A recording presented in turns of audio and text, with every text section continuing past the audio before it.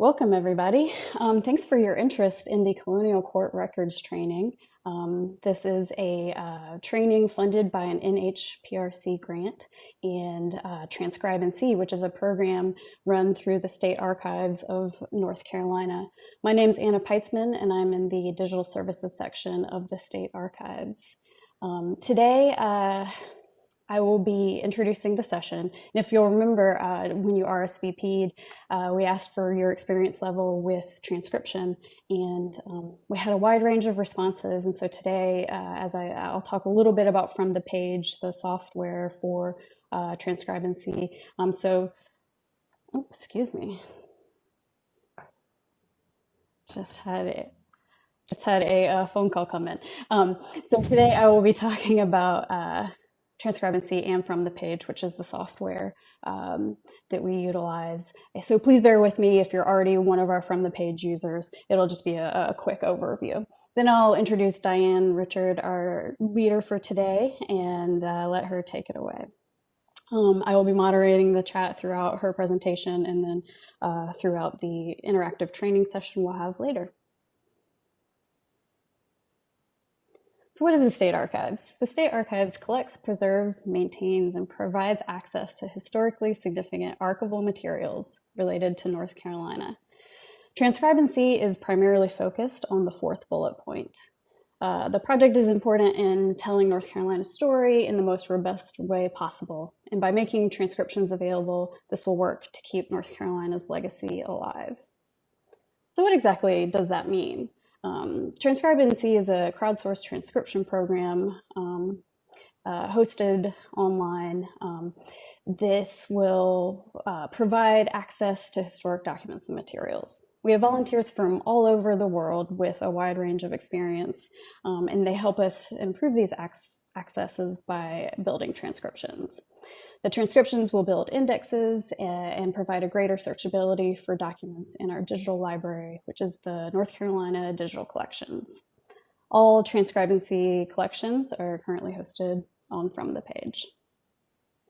From the Page is a collaborative software used to transcribe documents. The software is created by Ben and Sarah Brumfield, and they are two software engineers who are ever expanding the scope of the project and updating functionality. Some of what we'll talk about today refers to some of the limitations of TranscribeNC projects, just in terms of how we approach transcriptions, and Diane will go into that more. But documents can be loaded into From the Page from anywhere, PDFs, JPEGs, and again, all of our collections are from the NCDC, which is hosted by State Archives of North Carolina in conjunction with the State Library of North Carolina. So for those of you who are either new to transcription or have done some transcriptions but never on From the Page, to create an account, you can just visit fromthepage.com/users/signup. And don't worry about writing down that URL today. I'll be, after the session, sharing out the PowerPoints from myself and Diane, and then also some other resources, as well as a certificate of completion for this archival training. In order to find projects for TranscribeNC, you can find all of those hosted on our main profile, which is the State Archives of North Carolina. And there's the URL here on the slideshow that once you have that PowerPoint, you can just link out to and then use as you wish. There are also plenty of other projects if you found other ones that you're interested in. I have that. It's just find a project on From the Page. And yeah, and then you're good to go. So today, Diane will be preparing you to work on a new collection from TranscribeNC, the Colonial Court Records. It's again funded by a grant from the National Historical Publications and Records Commission.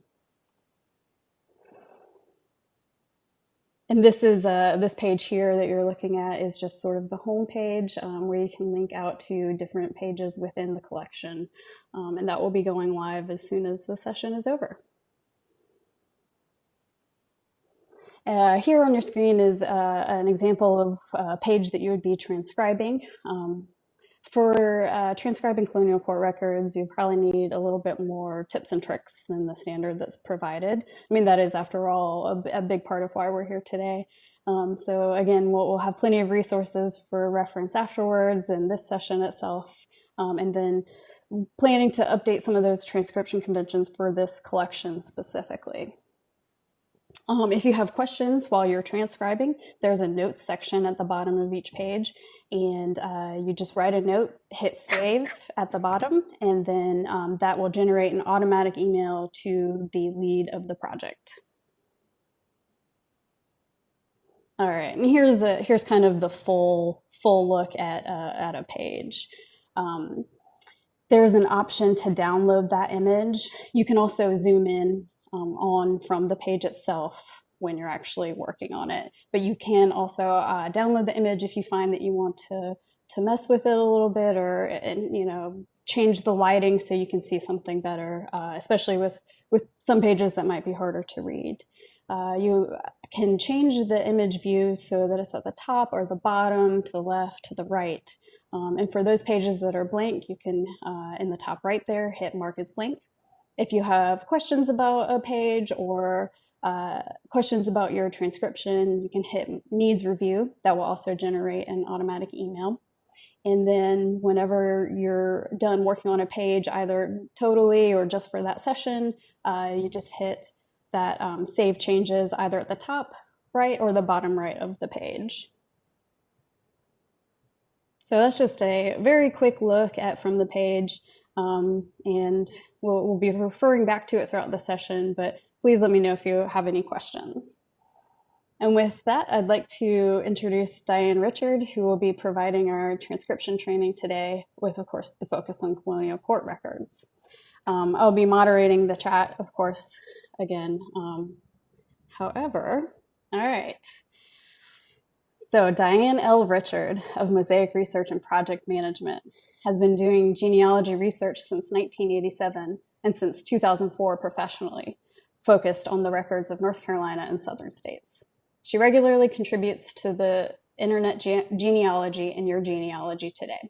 In 2019, she published Tracing Your Ancestors, African American Research, a Practical Guide via Moore's-Head publication. Since 2016, she has been editor of the North Carolina Genealogical Society Journal. As a speaker, she's delivered webinars and in-person talks about the availability and richness of records, documenting Southerners, pursuing formerly enslaved ancestors and their descendants, genealogical research tips, techniques, tools, and strategies, underutilized resource collections, both online and on the ground, and much more. She has also appeared on Who Do You Think You Are?, the Bryan Cranston episode, and The Dead Files, the Detox episode. She's co-leader of Tar Heel Discoveries, which was started in 2018, and offers guided North Carolina genealogical research programs, providing participants targeted, focused research assistance leading to new family discoveries. Thank you so much, Anna. And I know I give you that tongue twister there. That's just so cruel in a way. So let's get up my screen. All right, I'm done sharing. All right, and hopefully you're now seeing my screen. So if not, give me a holler. That's I'm so thrilled to be talking not just about transcribing, because it's something very important to us as genealogists and social historians, but the coming access to the colonial court records. Just a fascinating group of records that I know we all want to dive into. So with that, let me start out with the kind of the plan for what we're going to be doing for the rest of our program today until we get to the end. So first, I'm going to be covering just fundamentals of transcribing. These are not unique to this project. These are just good practices. Then we're going to talk about, and as part of that, we'll be incorporating some transcribed North Carolina idiosyncrasies. Anna's already alluded to that. And because of the nature of the platform, some decisions have been made how for us to all consistently approach transcribing for this project. Colonial court quirks. There are some things that we see more of in colonial court records that we might not see later. And so I'm going to talk about a few of those elements. We're going to then stop and kind of have a Q&A session so that based on that presentation, you can ask some questions. Again, we'll be using that chat feature. So get your fingers warmed up. Because of the nature of the platform we're using, we're not going to be doing audio in the sense that you're not going to be able to call out questions and answers. To manage everything, we're limited to using the chat feature. Then we're going to do kind of a bit of a pop quiz. So that's and that Q&A section is a chance for, if you want to pop up, get a drink or something, come back. And then we're going to end with doing a kind of hands-on activity. And again, these last two activities will be using the chat function for you to participate in as a group. As Anna mentioned, we have attendees literally covering from never transcribed to who identified themselves as advanced pro. And so you can imagine a 2-hour program to address all of those is a bit challenging, but I think we can do it. And part of that will be covering differing elements. As mentioned, we're going to talk about good practices. So if you've never transcribed, we're not dumping you right into colonial court records immediately. We will talk about, some of the basic underpinnings. We will talk about those colonial court record idiosyncrasies. Those will help with people who have maybe transcribed but not done colonial court records or that era of document. Also, people sometimes have transcribed but not in an online platform. So there are differences between doing offline and online, and we'll talk about some of those because things that we can do in a Word document, we cannot necessarily do in the online platform. So I want to create some awareness of that. And for some of you, this will be a refresher. A lot of it will be something familiar, but as we all know, you can attend multiple programs and be reminded of something that you may have lost track of, and either about using the online platform or doing colonial court records or just transcribing in general. And we also have transcribed North Carolina idiosyncrasies that come in, that there's decisions that have been made about how we want to handle for this project. As Anna mentioned, the platform might be morphing as time goes forward and improving, but at this point, we got to work with what we have. And in the future, if it's that much easier, none of us are going to complain. I think we should have audio transcribing in the future built into the platform. That's my suggestion for them going forward.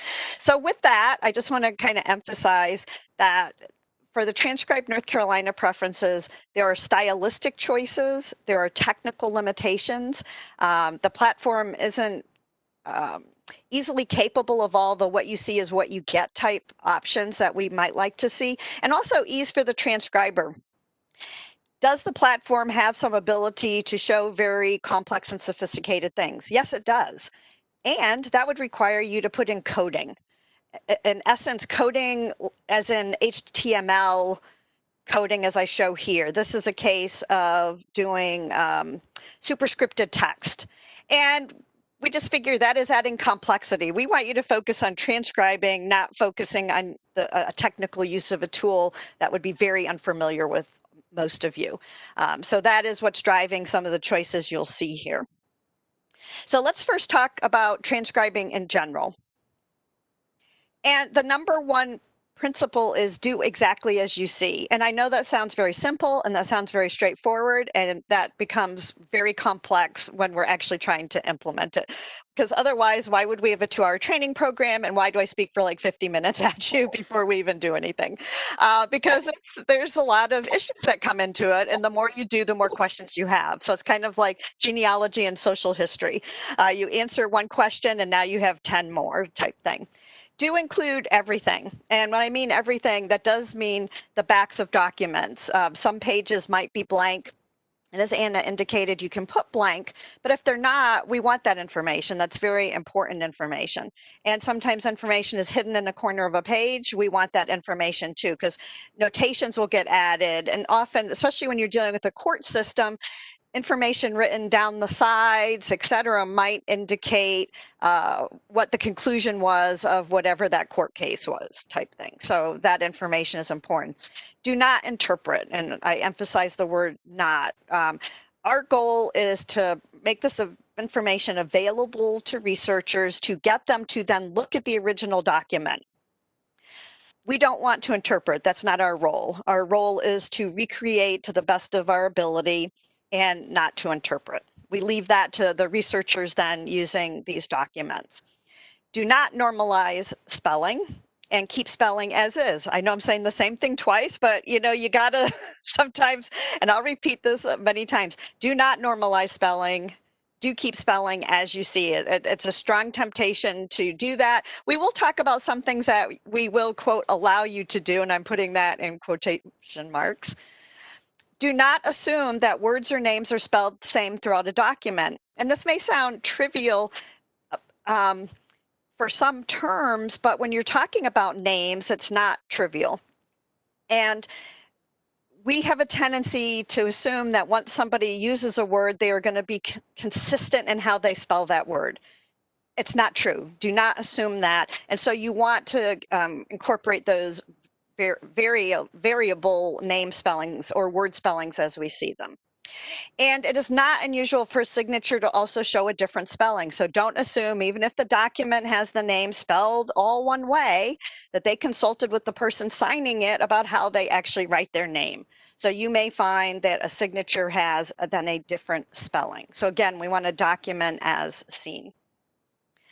And spelling and names are not standardized. Again, this is something we take for granted, though in the last 20, 30 years, I think we've seen more variability in terms of how names are now spelled and the variety of names that we come across. And at this time, spelling of anything and names was not standardized. And here's just an example of one document out of South Carolina. And what I want you to look is this is the same clerk's handwriting, same document that he's writing, and very clearly you can see he wrote the last name in two different ways. These are both known variants of this name, but they are spelled dramatically different. Wizonant with no H and an A at the end, and then Wizenhunt is more. And if we look at how the person signed their own name, they obviously put two S's where each of these other spellings only show one S. So immediately here we have three different ways to spell this name. We want to replicate that in the transcription. This is one of my favorite ones. It's a simple one, and it's actually in the Colonial court records, because look, the sloop Catherine, and then the very next line, we're not talking all the way down the page, we're not talking 2 pages later, he then spells Catherine with a K. So if Catherine with a C, Catherine with a K within the same sentence. So again, we want to just reflect that information as we do our transcribing, and we're not going to normalize it. We do not choose one of these spellings to use consistently. We put in both of those spellings. And this does not happen just with forenames and surnames. Obviously, forenames and surnames, because the clerk is hearing it and writing what they think they hear or they're familiar with. But it does happen with other words. So I have seen legal terms and other words spelled differently as well in one document written by one author. So not only might they misspell it, they might also inconsistently spell it throughout the document. And a single list might have multiple name spellings. And any of you listening who are genealogists know that one of the things we do is we often create a list of how we start seeing those names being spelled. And I mention this because since you have clerks that are writing many of these documents, in many cases in the colonial court records, you're going to see the handwriting of the same clerk time and time again, because there are only so many people who are serving as the clerks of the courts at the various times writing many of these documents. Now, obviously, others are being written by other individuals, but documents generated by the court have more limited options in terms of author. So sometimes creating lists of names can be helpful. Also, just how they spell certain places or words, because as you start working with the same author, you're going to get used to their handwriting, and you're going to get used to those idiosyncrasies and those variants that they use. And actually writing down a list, or I mean, when I say writing, typing on your computer in a document type thing, a list, it can help you, because as you keep going through more and more, you'll start recognizing, oh, this is the person who wrote that this way. Where's my list for that person? Okay, great. That is that word. This is how they do it type thing. So just kind of to be helpful. Now, I want you to notice on this page at the bottom, I have highlighted State Archives of North Carolina Style Guide or Reference for Reading Historical Documents. This is one of the resources already available on the North Carolina Archives website regarding the Transcribe North Carolina program. So when you see this at the bottom, that's where this material is coming from. And in this particular slide, what I want to emphasize is that many names and words were written phonetically. I've already said no standardized spelling. I'm going to say it again. Some things are going to be repeated constantly. And the key about phonetics is how the person, what they're saying, and then who's hearing it and how they're hearing it. And because of that, we have different things that happen. Letters get added to words we wouldn't think to add letters to. Letters get dropped from words. Letters get substituted. Now this is where you really see your phonetics of airs, hairs, airs. You know, think of every word, the there, but you know, now extend that to names and other things.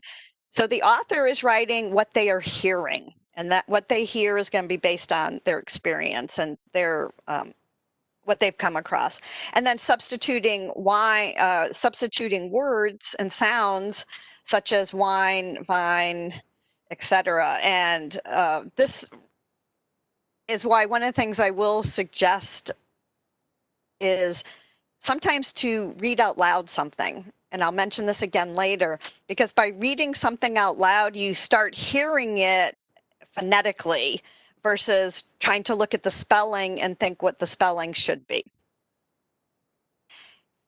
A key tactic is, has somebody already transcribed the same type of document? Again, when you're looking at court records, and it doesn't matter whether we're looking at admiralty court, equity courts, chancery courts, it doesn't matter. You have certain repeated documents in there. So if somebody's already transcribed something, take a look at it, see what it says. Now, don't assume that everything is the same, but the boilerplate language, or what I'm kind of calling the repeated formal language, this could be a great place to start because it's got a lot of repetition. It's repeated across documents, and there's things that are repeated within documents. Like you have a whole first paragraph that then sort of gets quasi-repeated at the beginning of the second paragraph, and then somebody signs it. So take advantage of that. Take advantage of that repetition that exists. Again, though, spelling used in boilerplate content is not consistent. An author will not necessarily spell it the same way within one document or across documents. And then obviously across authors, then who knows what we're going to come across. And here's just an example of a word I stumbled across that I just hadn't thought of spelling this way, which was condition. But in this case, the author put S instead of a T and dropped the I. So this is an idiosyncrasy of this particular author. So everyone writes a little differently, even if they're taught the same way. But now also imagine they're all taught differently because they weren't all going to big formal clerk schools or something. They were all learning from somebody who was learning from somebody who had learned from somebody. It's a lot of one-on-one, small location learning, not big schools, not like what we have today, not like there's a system that was agreed upon. So just keep that in mind. And to help you with some of that, again, in that same reference document, here are just some examples of handwriting, doing uppercase, lowercase, and cursive writing. You will find in the materials that Anna's going to make available other examples of this. You cannot look at too many of these things because they're different. There's a lot of these floating around. You can just search on handwriting and see what pops up. Paleography would be the other term to use. There are many. It's not a lack of. And at a certain point, the thing to just know is everybody writes differently, just like today. And you're going to have to deal with that at a certain point. The other thing, a really key thing, is to recognize that many foreign names and legal terms were abbreviated, and what I call superscripting was used. And this little bit to the right here shows you some of the names. And the thing to recognize is, like for the name Charles, it shows here more than one different way. So even if there's accepted conventions on how to abbreviate a name or a word, it doesn't mean there's only one convention. So just keep in mind, though, that this is very, very, very common in colonial era records, the use of the superscripting. Again, I mentioned here that's what's called super letter abbreviations. I'm calling superscripting, and that's coming from the fact that if any of us use word processing software, you always say you want to superscript the letter. That's how we would do that in a program. And so we have some examples here of said for said, which is obviously a word, Richard for Richard. So it both, again, mixes of names, forenames, surnames, regular words. The other thing is, I don't know about you, but I do shorthand notations all the time. If somebody was to read my paper documents, there's a lot of words I don't spell out fully. And I make a lot of timelines, and you just don't have the space in a timeline to be chatty. So we all have our shorthand. The thing is, it's our shorthand. It's unique. But you will find some commonalities in the sense that most people keep some letters and drop some letters. And that's really the thing to recognize, that you're often looking at incompletely written words. And as I noted here, frequent in colonial court records. I mean, I don't think I saw a colonial court record that did not use superscripting and shorthands. Just to emphasize again, not everyone uses the same abbreviations, shorthand notations, or superscripted letters, or letter combinations. So it's just really dependent. So I wanted to know variety in this case truly was the spice of life. I think they sometimes figured, I don't want to be like anybody else. Let me just do it my own way. And that can challenge us, but it can be fun too. So let's talk a bit more about superscripted letters, because you will see so many of them. And it is something we want to discuss, just a few of the options that exist, and how we want this handled for Transcribe North Carolina. So I've just put a few examples here of names and words that we frequently will see in the documents that we're looking at. And then what I have listed here are 4 options. I'm not saying these are the only 4, and that's something to recognize throughout this talk, is that there often are other options than what we are sharing. But again, we only have so much time, so trying to get the low-hanging fruit or the most common. If I was doing a Word document, I would recreate this exactly as I saw it. I would not do anything about it. So that is obviously one way of handling it. Many platforms will ask you to spell it out and then use italics to fill in the missing letters. So this becomes deceased, this becomes honorable. Thing is in Transcribe North Carolina, you would have to use coding in order to show italics. We don't want to do that. Some platforms will just say that what they call to silently drop the superscripted letters. So this becomes this, and then this becomes this. Well, it works, but then you don't have a fully spelled out word. So the 4th option is you spell out if you can, otherwise you use question marks. So if you're working with this, DEC, superscript D, you could then put deceased, recognizing that that's what that word is standing for. Or you may honestly look at this and go, I don't know what this means. I can see DECD. And so you can put DEC question mark D. Because you always know that there are missing letters between what you're seeing as a lowercase regular and what you're seeing superscripted. That's why they're doing it. There's missing letters there. So in this case, you just put, I don't know what the missing letter or letters are. And for the Transcribe North Carolina option, we want you to use this 4th option.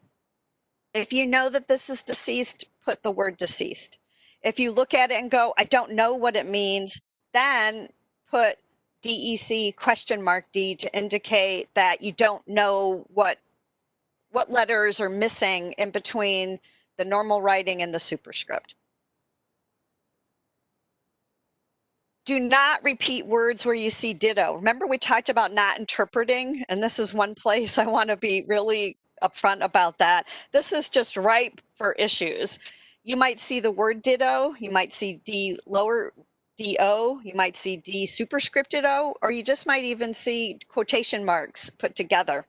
put those as they are. So this is just an example of a document that has ditto, ditto, and up above it has this person's name. Again, leave it to the person reading the document to determine what that ditto is representing. We are not here to interpret, we are here to transcribe. Obviously, as much as possible, because we've just talked about taking something like deceased and making it deceased, which some might say, well, that is a form of interpretation. And that's the sticky world that you find when you're transcribing documents of what is, doing as you see and what is making it more beneficial to the researchers accessing it. Bottom line, though, is that this is only a tool. When we're doing our transcribing, we are providing access to the original document. And the expectation, or my expectation, always is that somebody will go to the original document and then look at it themselves, see if they agree with the transcription, and then determine how they want to interpret it. Other things that often come up, the whole JAS. And if you look at lists of how these are shorthanded, some will say, well, for James, you just do, it'll be JS. Well, it's not. Often it's JAS, but is it JA or O? It could be either. So ways to show it could be JAS and then put brackets. And brackets are something we always use to indicate what we are adding to a document. So brackets are kind of get out of jail free card that we are maybe providing an interpretation or our understanding of what something is, but we're making it very clear that that's us, that's what we're providing. Now, another way to show something like this is to go J?S, because then you're saying, I don't know if it's an A or an O or some other letter. So again, there's not always one way to approach things. Sometimes there are multiple ways to approach it. The key is to indicate what you know and don't know clearly and what is in the document and what you're adding to it clearly. So there can be multiple ways to accurately represent what we are transcribing. Watch for tails of letters interfering with words above or below. With capital letters, they extend up, they extend down. That's going to start sometimes interfering with your ability to read the next line, depending how closely the author is writing the material and how grandiose they are with their letters. And that just brings up a whole other category, which is being aware of flourishes, not just at the end, but definitely we see it at the end, but also the ends of words. So there's a document, many documents written by the same clerk in the Colonial Court collection. He really loved to put a flourish on his little D's. So he'd have a little D and that line would go all over the place, over the word, into the line above. It just loved D. You could just tell he was so happy when he put a D down and got to do this big swoop on it. But what can happen is sometimes these flourishes can look like an extra letter, like an E at the end or an S at the end or something else. So just keep that in mind, that you can have this handwriting that looks very beautiful, but that's because they've added all kinds of flourishes and swoops. And I put this example here. Like I said, some people just had to write ornately. And I'm going to leave this one for you guys when you come across it in the Colonial Court records, because I didn't feel like delving into it to make a point in this talk.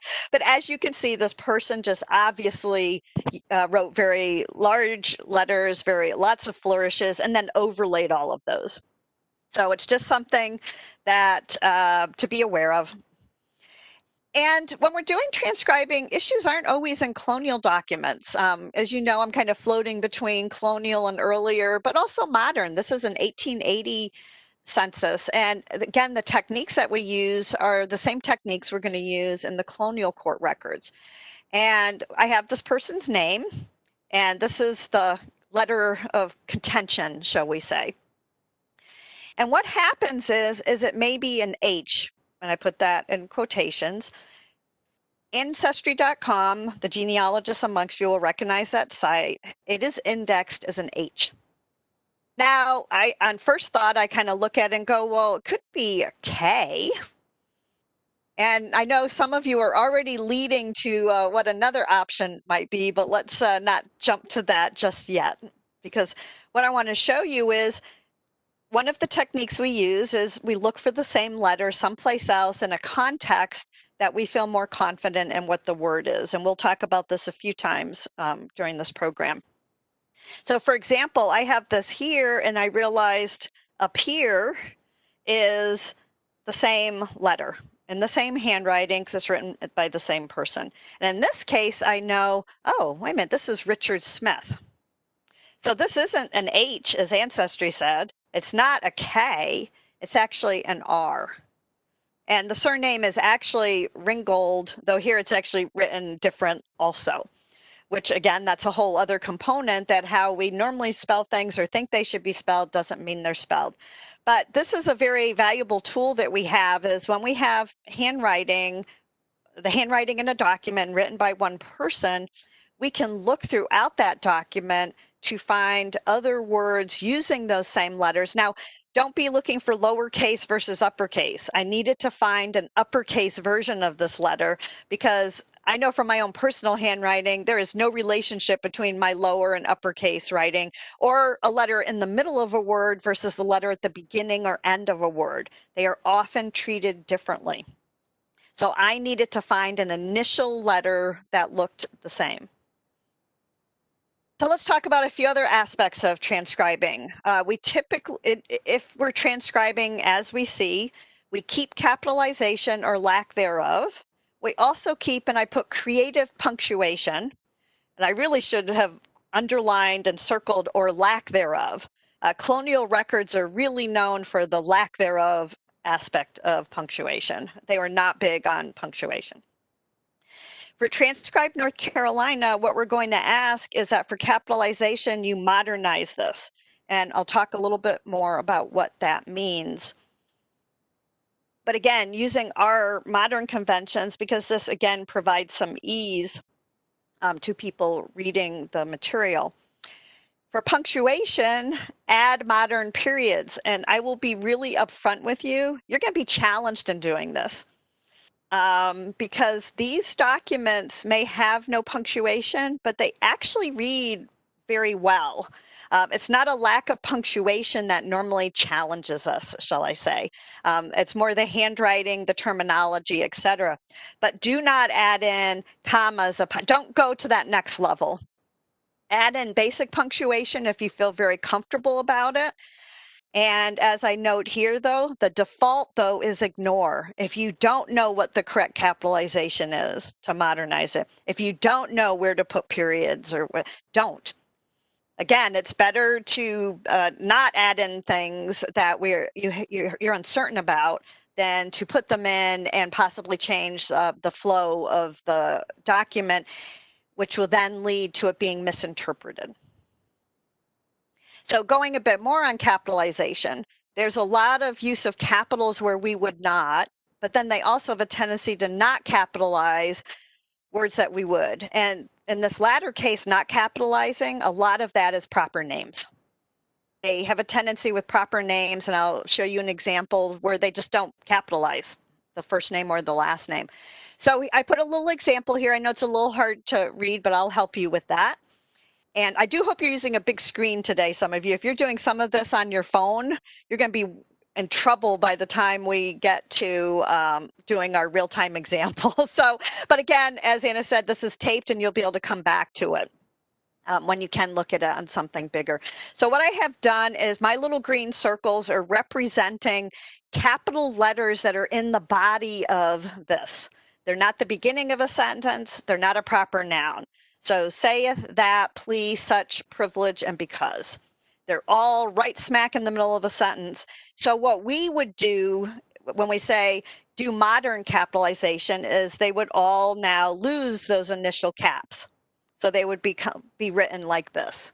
So that's what we mean about when you see capitals willy-nilly throughout the body of the text, do feel free to put them as not initial caps because that's what we would do today. Punctuation, or this is an example of it's missing. There is not one bit of punctuation in this whole document. that is not unusual. And what I will tell you, or I've already said, but I'll reemphasize, is they don't really read poorly for not having punctuation sometimes, or I don't find that. I don't find that that's the most challenging aspect about this.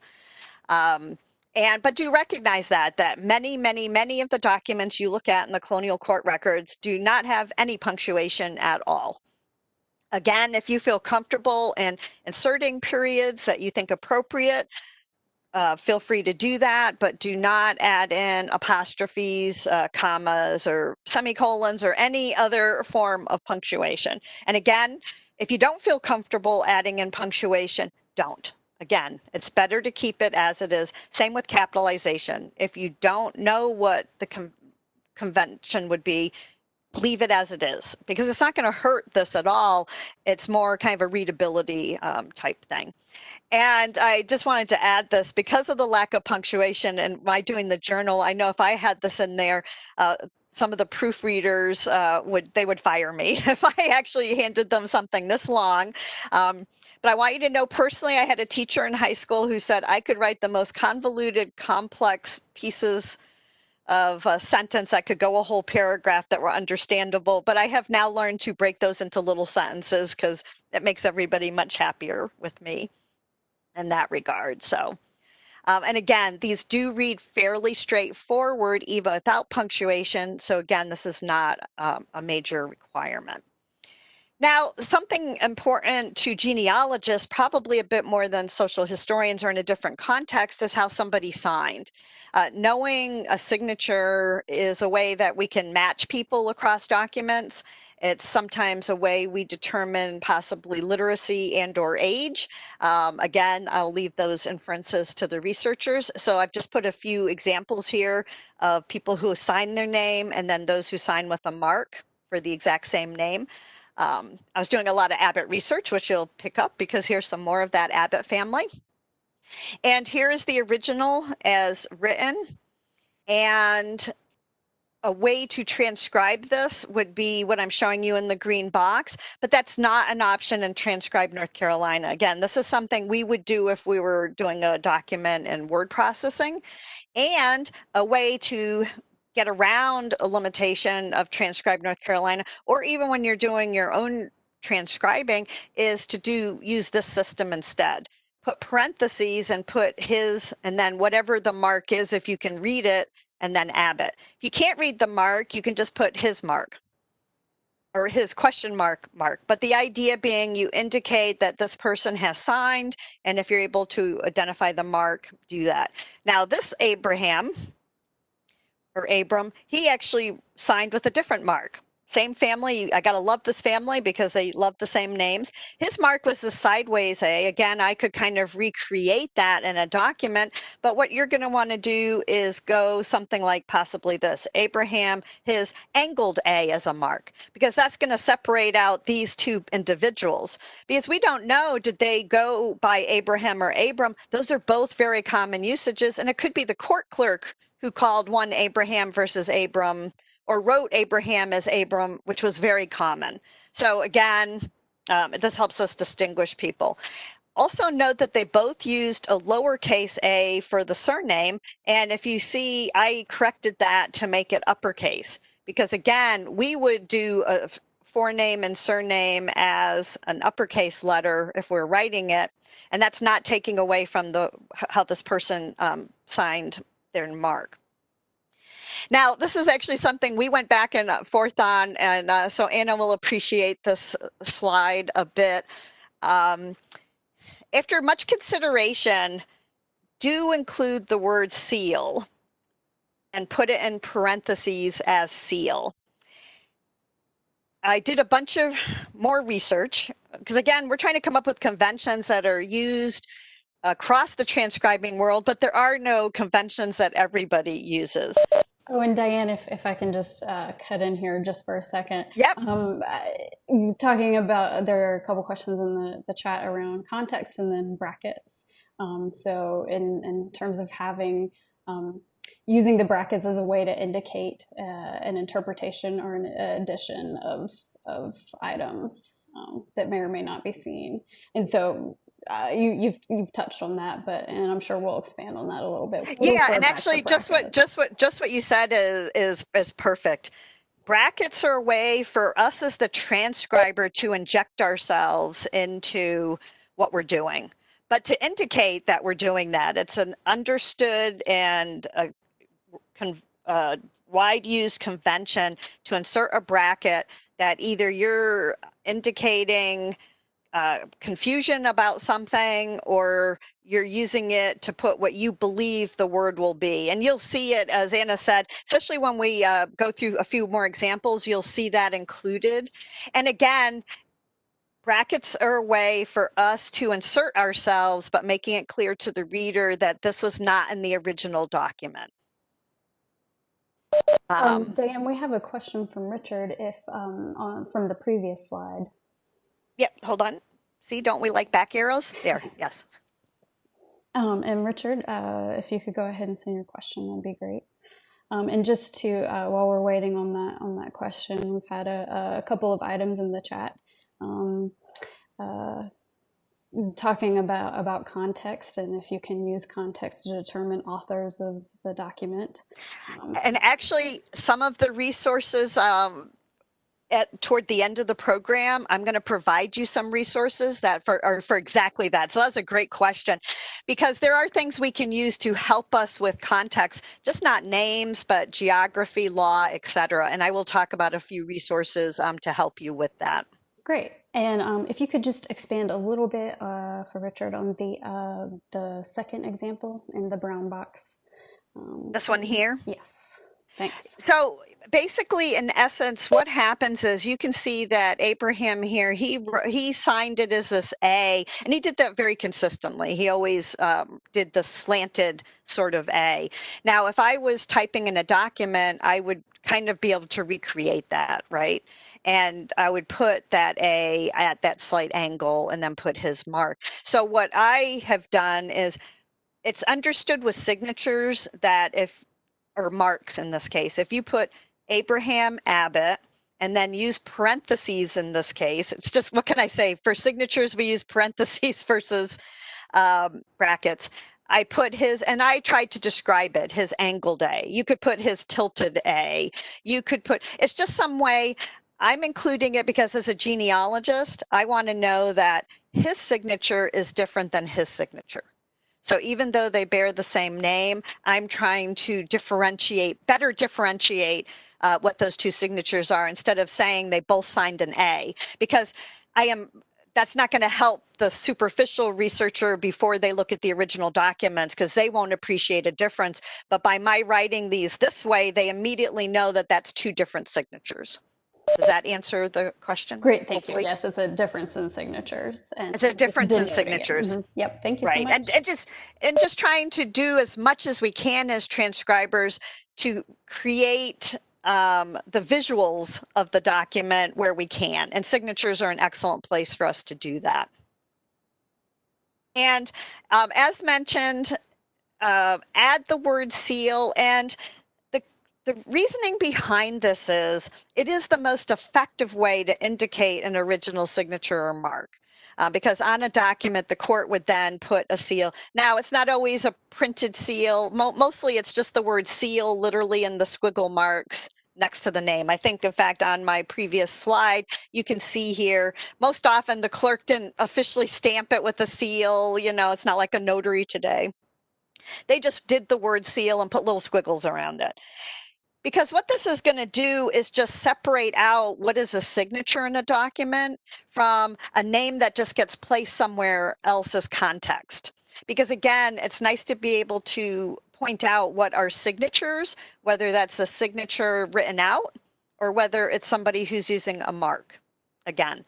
So this is the convention. And Anna, I think this would be good to add into when the conventions get updated. For that.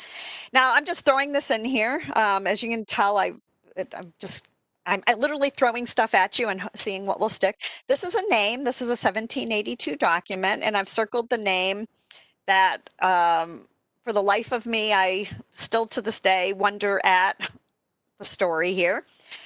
The clerk says further up in the document that the name is Reuben. And if I look at my signatures here, and again, this is the Beckham family, they managed to spell their name slightly differently. But, you know, Russell was written with a clear R and yet signed with his mark, but this is now somebody signing their own name. And I look at it and I know my first reaction is like Sabin, Laban, and there are names like that. So we're not totally in left field. It's not like this couldn't be a name like that. But it actually probably is the unusual handwriting of Reuben. And I want to know who taught him how to write his name that he made this first letter like this. And I'm saying this because signatures will present a unique challenge. Signatures aren't going to be repeated necessarily unless it's the court clerk or an official. So for many documents that are written by individuals or on behalf of an individual, you may only find their signature once. So recognize that they are a unique challenge, and not being able to completely read them, it's understandable. Do use the context of the document. Like I said, in this case, the clerk very clearly he wrote Reuben up above. So I know based on elimination, because he wrote Reuben, Thomas, and Russell, I can read the other two clearly. I know that this has to be Reuben, but yet I'm not really seeing that. But we could put in brackets Reuben, even if we're not sure how it's spelled. And in this case, we're being educated because we're using the document.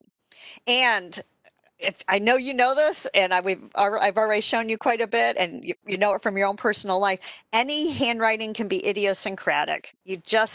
Everybody, we're all different, we're all unique, and that hasn't changed.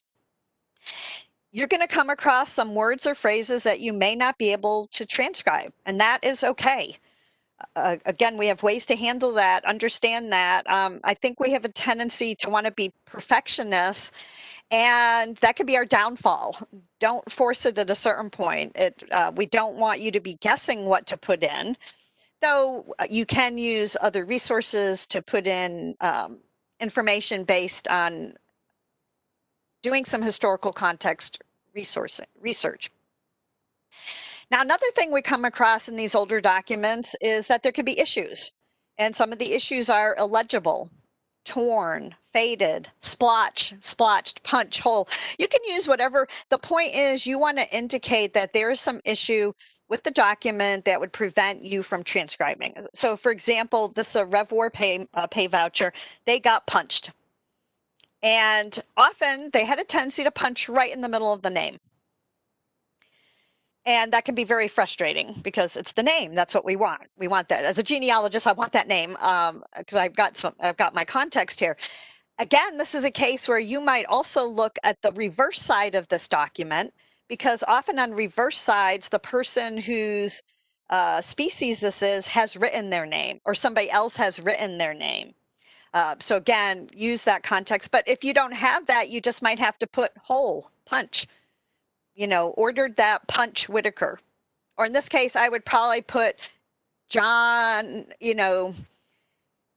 J-O question mark N would be an option, because I can't really see the H, but I actually feel pretty confident well, in fact, I know in this case it is John. So Diane, could you potentially speak to or theorize why those documents were punched, potentially?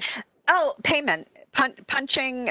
So in this case, putting punches is to indicate that it has been tendered, because these are currency. This is species. It was, you could use it as a currency to trade, make purchases, etc. Once it was redeemed, then it was punched. So this is their way to say you could not re-redeem it. So it's like us cashing a check. It can only be cashed once. This was the way to indicate that this check, in a way, the species had been cashed. So nobody else could cash it. It's just like on land grants, it's a similar thing to them having squiggly things on that left side. Granville grants in particular, because that allowed them to make them unique. And so if you could not match that back to the book, then it might have been forged. Great, thanks. So makes sense. Yeah, it's interesting to just think of the way things are handled. Now, this is something we see more of. Like I said, the punching is more definitely Revoir era. We see a lot of that. Look at this huge gap of missing bits. Whoops. And twitchy fingers there. And this is something we do see. So there's just going to be whole names here that in a way you're just going to have to indicate, you could put a big Thorne and say some names, or you might put like Thorne and Smith, just indicate I can't read the first name, but I can read the last name. Or other cases, you can see the first name, but not the last name. So you'll put the first name and then Thorne, etc. So indicate these because they're going to tell people that there is information missing that it is impossible for us to include because literally in this case, it doesn't exist anymore, that portion of that document. Now, sometimes something we often see is to remember that these clerks were not writing and rewriting these documents. There often was a version made.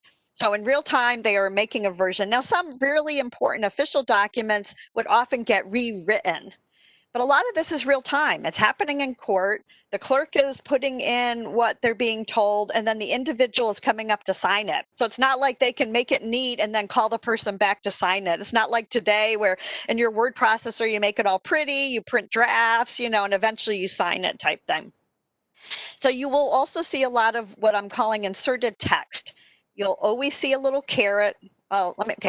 You'll mostly see a little caret. I'll say almost always. How's that? I want a caveat. As an engineer, I have to be, I hate making definitive statements.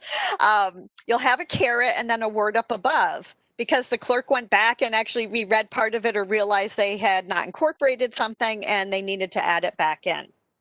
So here's our two examples of inserted text, and how we indicate that is you actually use a little caret symbol. Whether the person used a caret or not, you're going to put a caret and then use parentheses to indicate what that word is that was in that caret.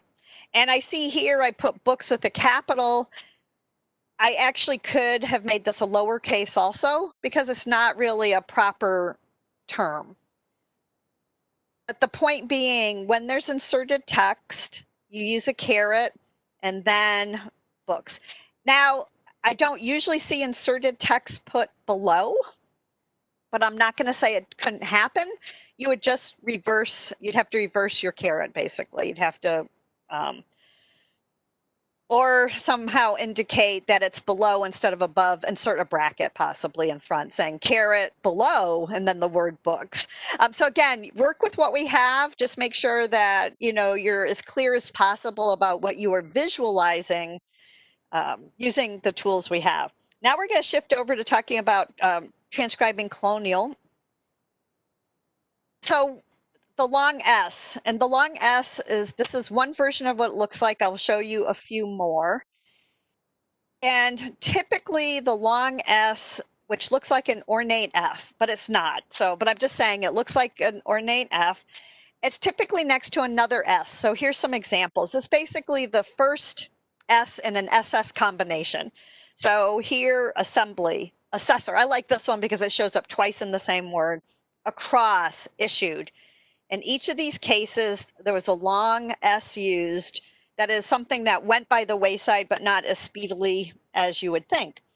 And for Transcribe North Carolina, every time you see this, we want you to convert it to the modern usage of SS. So let's just talk a little bit more.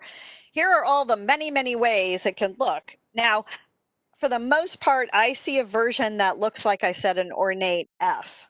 But notice it doesn't always have to have a crossbar on it. So again, just keep in mind idiosyncrasies. But again, the nice thing with the long S, it's so contextual. Odds are the long S is not going to be the thing you're going to have an issue with in a word. So that when you're looking at a word, you will sit there and go, oh, that's the long S. It looks like a very ornate F because I see an S after it and I know what the word is. Here's an example of just the use of across and it's to ferriage across the sound. So we have contextual. We also don't have too many words that start with ACRO and end in an S. So we have all these elements that we can use to know that this is the word across and that we would spell it ACROSS. Now, something to recognize, again, because we're not talking just colonial, but the use continues into the later 1800s. This is a document I just came across actually from 1860, and look what they did, issued. And you know that this person was probably trained to write that word from somebody who used the long S and just has continued to do so. That is an idiosyncrasy, because at this point, the long S really would not have been prevalent. Now, another thing, and this is something that I came across, and so my linguistic daughter helped me track down some of the historical context here, is what I call I versus J. J didn't really exist as a separate letter until modern times. Now, of course, modern times is the 1600s, 1500s. So it's relative, but it's often not differentiated from the letter I, and that does carry into our colonial records. Where I see it the most are in names, and I think this is a reflection of how people learn information. So it often looks like a big kind of a capital I with a stroke across it. Sometimes it will look closer to a J by having the little tail, but there's always what we're calling a stroke across it. And for example, the Lane family was instrumental with the establishing of Raleigh, the city, the land of it. So this is some research into this family. And we're looking at a time period, 1721 to 1754. I was collecting signatures, as you can see. And I want you to look at 3 of them, because what happens is, this is up into the 1750s. These guys were doing it up to the 1800s. Look how they wrote their names. It's Joseph, and it was always written looking like some version of a capital I. Now, what I want you to note is they're not the same. There's more than one Joseph here. The one Joseph did a left-hand slant, then we might have another Joseph who does a right-hand slant. So even within this, we have these idiosyncrasies. So when you look at a lot of records from this time period, especially for signatures, if the individual had a first name that started with the letter J, you're often going to see a mark that looks like this. And what we want you to do is, for Transcribe North Carolina, when you see this mark, for example, Joseph, and then J with stroke mark, Lane Jr. So this is going to indicate that he was doing that kind of hybrid IJ letter. And, think about this. This is a family member teaching a family member who teaches the family member. I mean, they pass it down. Your name starts with J. This is how you sign your name.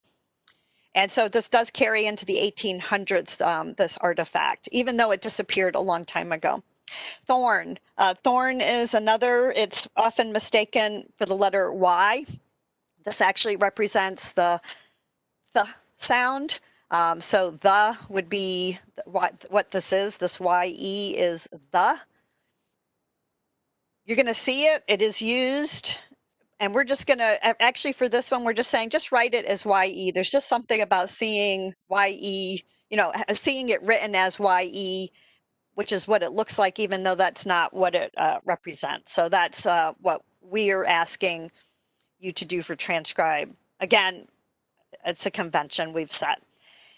Now, another thing I came across were dashes at the end of a line. And these appear in all the cases I looked at to indicate the person just filling the rest of the line. The thing I can compare it to is, when we write a check and we write the amount in, you put a long line and then you add the cents at the end, or you put your cents next to the dollars and put a long line. And the reason we do that is so nobody can change that amount. They can't add something to it. I believe some of the clerks, that was the exact same principle they were doing, is filling the space to the end of the line. This is not punctuation. It is not, this is not helping the readability of this document in terms of the content. So don't include those. Don't be adding all those dashes, because they're literally there to help fill that space, kind of like what we do on our check mark. And it just prevents extra words being added. So, and you will see them fairly prevalently again in the colonial era documents. There is something that you might come across. The collections I was looking through, I really didn't come across it, but it was prevalent. It's secretary hand. I think it's going to be on your fancier stuff. I think it's going to be on more stuff that probably came from England more than what was created in the colonies. it was prevalent in the 16th and 17th centuries. We're talking more late 17th into 18th centuries for the colonial records collection here. But it does not mean it disappeared from use. As you saw, we see the J with the stroke still showing up. We see long S's still showing up much later. And if you do run into handwriting that at a certain level just really doesn't look like what you're familiar with, consider the fact that it might be secretary hand. And it is included in one of the resources that Anna will be making available to you. And it's not the only hander style, but it's probably the more problematic one, I'll say, when we're trying to do transcriptions. So let's talk about a few strategies here. Initially, just look at the document and see how much you can read. Don't try to start word by word. We have a tendency to get so laser focused sometimes, the forest for the trees thing. And sometimes in this case, we need to look at the forest first and try to get a sense of all of the handwriting. Then we can kind of start looking at each little tree and trying to figure out what kind it is and what it might be. As mentioned, are there other documents authored by the same person? They might be more legible. Look beyond letters and words you cannot read. Skip around. This is my number one thing is I don't work on the hard stuff first. I work on the easy stuff. I do everything I can, the boilerplate. I do everything I can first. Then I go back and put my puzzle brain on. One, you feel successful. Two, then you're actually better equipped to come back and do the trickier parts. Because if you have a sense of that person's handwriting from the easy words, that is going to aid you in looking at their other handwriting. Don't spend too long or get too frustrated. This is not something that frustration is going to help you be better at. So work on it for a bit, stop, take a break. Your break could be hours, days, revisit, repeat maybe 2-3 times, and then at a certain point, just say you're done. And as Anna mentioned, you can ask somebody to review it because somebody else might see it in a way you don't. I do a lot of the transcribing stuff when I'm working with the NCGS journal. Myself and my daughter both look at what other people couldn't see because we will see things they couldn't. And I'll see things they couldn't. My daughter will see things that the more eyes you bring, the more you're going to see because we each just see patterns in different ways. So recognize that and know that you're not alone in this and that somebody can review it for you and provide that second set of eyes. And along that, I just wanted to share this with you. This is somebody I worked with recently. He's doing a Civil War, so I put this up on here because I appreciate him sharing his example. And what it is you look at this document and on the surface, this is Civil War. It looks clear, it looks clean, the ink isn't all smudgy, you know, it looks really kind of neat until you look at this. And then you go, oh my gosh, this guy's handwriting. Well, he was writing this out in the field, so he was under adverse circumstances. So it's very neat, but it's very, very challenging. He had very idiosyncratic handwriting. So we start off with this version, you know, what's been able to be read, and then there's blanks left. Then we start talking about each of these blanks. What are some of the words that jump out that could go in some of these blanks? So this then becomes a next version. So you see there's a lot less blanks. There have now been more words put in, less blanks. Then there's another dialogue looking at a couple of lines to figure out, okay, what might be these added words? So you can see them in the blue here. And then this resulted in this ultimate document transcription. So this is a tactic. This is a technique, is to sit there and either partner with somebody, because whatever you're working on Transcribe North Carolina, you could put into it, you can download the document, you can put it into a Word, you can have a Word document that you start and you can buddy with somebody. So keep that in mind that sometimes, and you could buddy with somebody through email, you could both sit down at a computer and look at things. There's many ways to address this, but it is a tactic you might want to consider. Another tactic is read the document out loud and try to sound out the words as written. We've mentioned this before. Use other material, and I will talk about this further at the end because we do have some resources I'll guide you to help you with getting context that might help you. Another thing I just want to mention is some letters are visually similar. your capitals, and some of your lowercase. And yes, I am buzzing here a bit because I want to give us a bit more time to do some other stuff, and I need to talk about a few more things, but you can come back to this if you wish. Just keeping in mind that letters often look the same, either capital letters or lowercase letters. So quickly, the future. There's transcriber training that's occurring in terms of the computer world.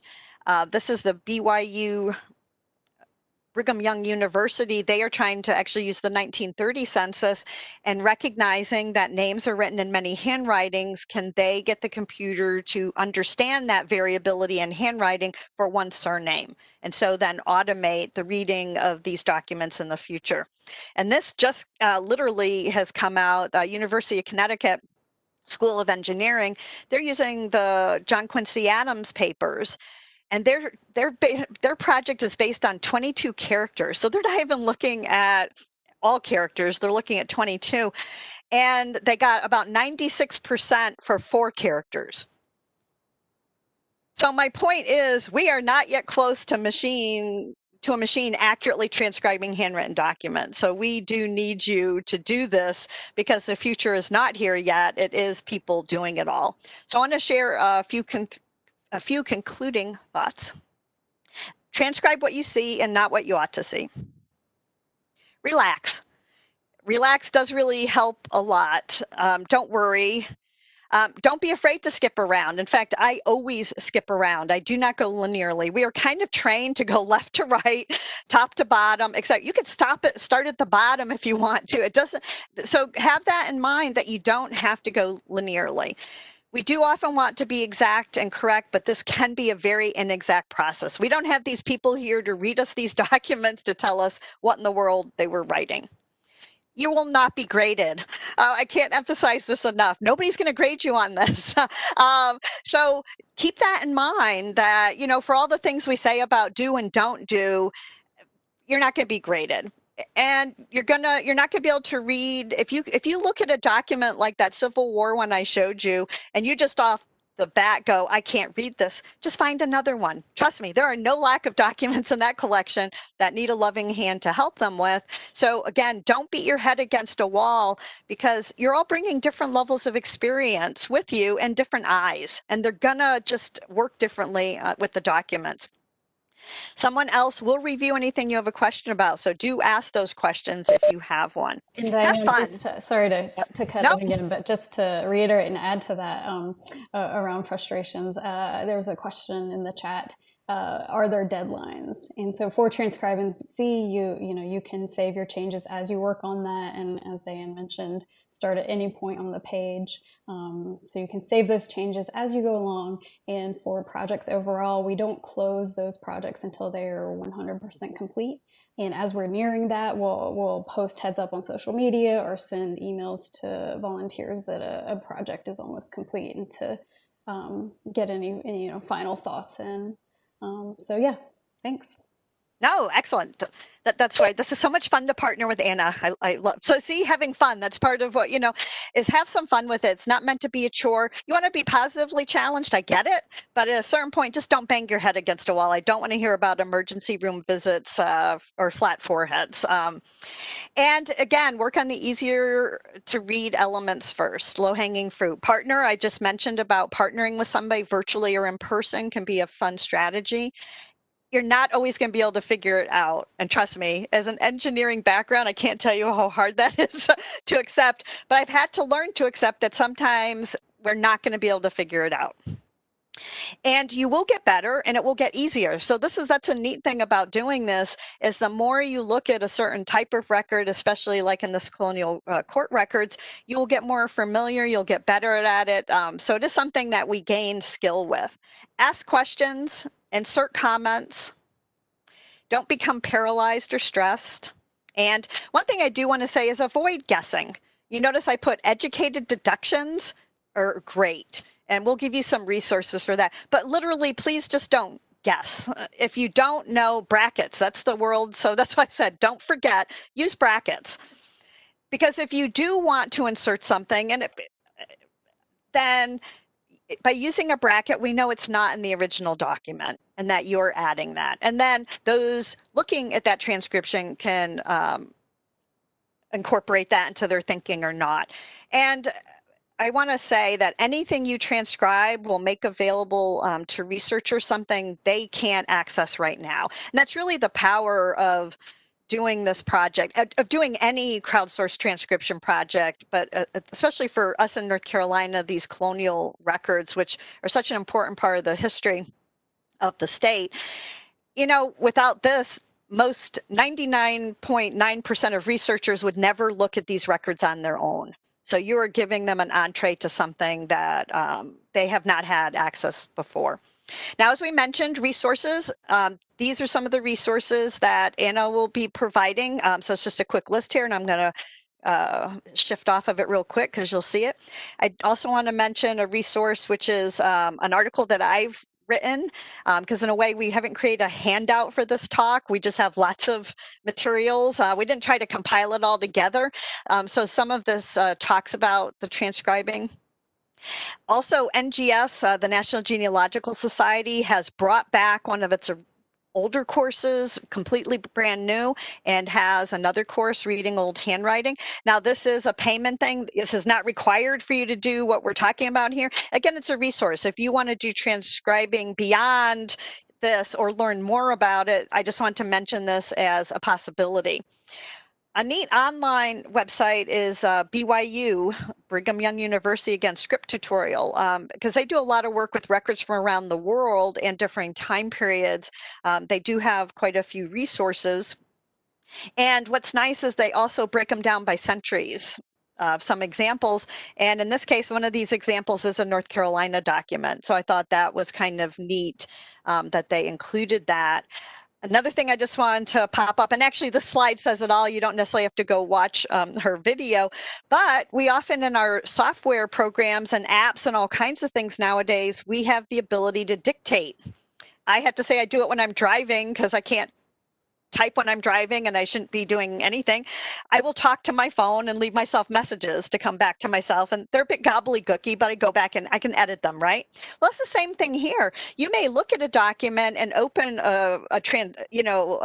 another document and talk to it first, because then you could always put that into TranscribeNC, but you might find that doing a dictation method or reading it out loud is actually a good way to get started to get some of the basic words, and then you can focus on the more challenging words. And then another resource, again, of the generic category is the Georgia Archives, our near neighbor there.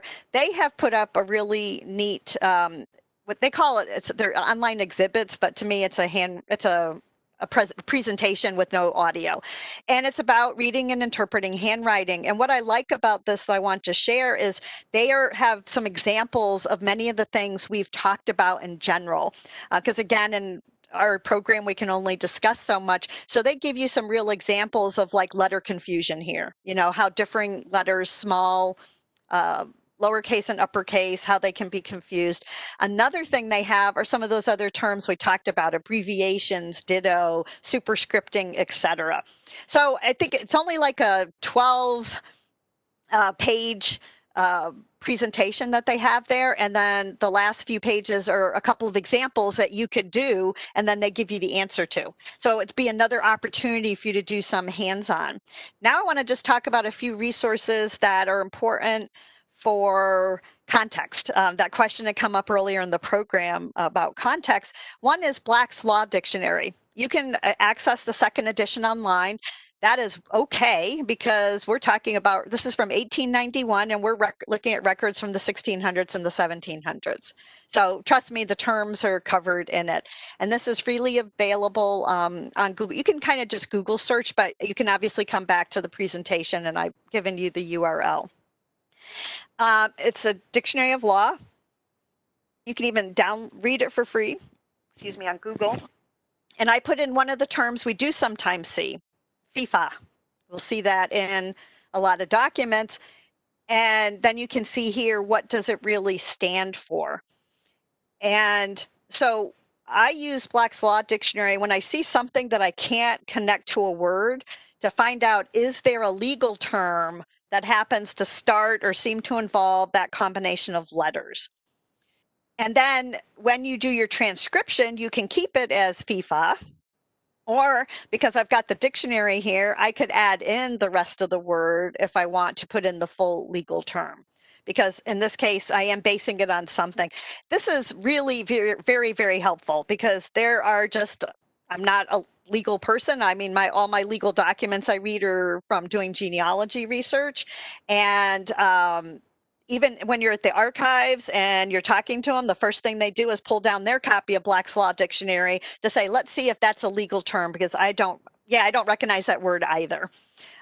So tried and true method. Another thing is places. So you're going to have law terms that come up. You're going to have geographic locations that might be mentioned, and you just might not be as familiar with North Carolina geography. So you do have the North Carolina Gazetteer, and I apologize up here, I did spell it missing its second E. And it's not comprehensive. So do know that there are a lot of places I search. The smaller the place, the more of a chance you might not find it. But it actually is a very good resource.